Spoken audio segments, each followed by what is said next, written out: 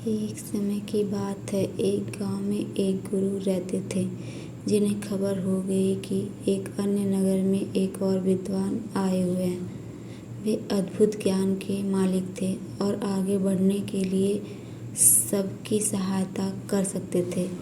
ये खबर सभी को बहुत पसंद आई और सभी लोग उस नगर में उनसे मिलने के लिए जूझने लगे। इन दो विद्वानों की राज्य पता चलते ही वहाँ का राजा उनसे बात करने के लिए अपने दरबार में बुला ले आए। राजा ने दोनों विद्वान से अपने राज्य के ज्ञान का प्रचार करने का आग्रह किया। दोनों विद्वान ने राजा के आह्वान को स्वीकार किया और उन्होंने राजा के सामने आगे जाकर कहा, आपके सामर्थ्य के लिए हमें गर्व महसूस हो रहा है महाराज। आप हमारी सेवा में हम सर्वोच्च कर्तव्य मानने के लिए तत्पर हैं। राजा ने खुशी से भरे होठों से कहा, तुम्हारे सामान्य भाषा में जनता को समझाओ। पहले विद्वान मुस्कुराते हुए बोले, अच्छा महाराज, हम आपके राज्य के राजा और प्रजा के बीच बातचीत को सुगम बना सकते हैं। राजा ने आश्चर्यचकित होते हुए कहा, मुझे बिल्कुल आश्चर्य हो रहा है कि तुम कैसे कर सकते हो। ये तो मेरे लिए। दूसरे विद्वान ने मुस्कुराते हुए कहा, महाराज, हम आपके राज्य में लोगों को सामग्री के बारे में खाने का ज्ञान दे सकते हैं। राजा ने बहुत ही आश्चर्यचकितता से कहा, मैं ये सचमुच मानने में सक्षम नहीं हूँ। कृपया मुझे बताओ, तुम इस बात को कैसे संभव कर सकते हो। पहले विद्वान ने कहा, महाराज,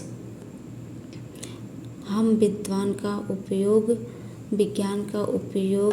करके एक ऐसा उपकरण बना सकते हैं जिससे हम राजा की मर्यादा के साथ बातचीत कर सकते हैं।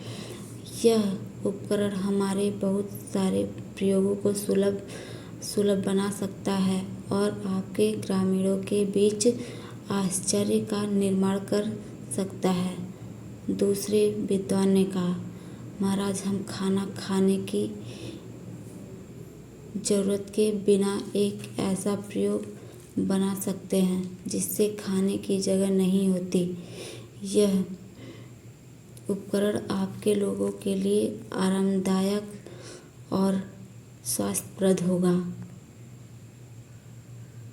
ये सब सुनकर राजा बहुत प्रभावित हो गए और उन्होंने दोनों विद्वानों का स्वागत किया और अपने राज्य में इन उपकरणों का प्रचार कार्य करने के लिए उन्हें सौभाग्य दिया।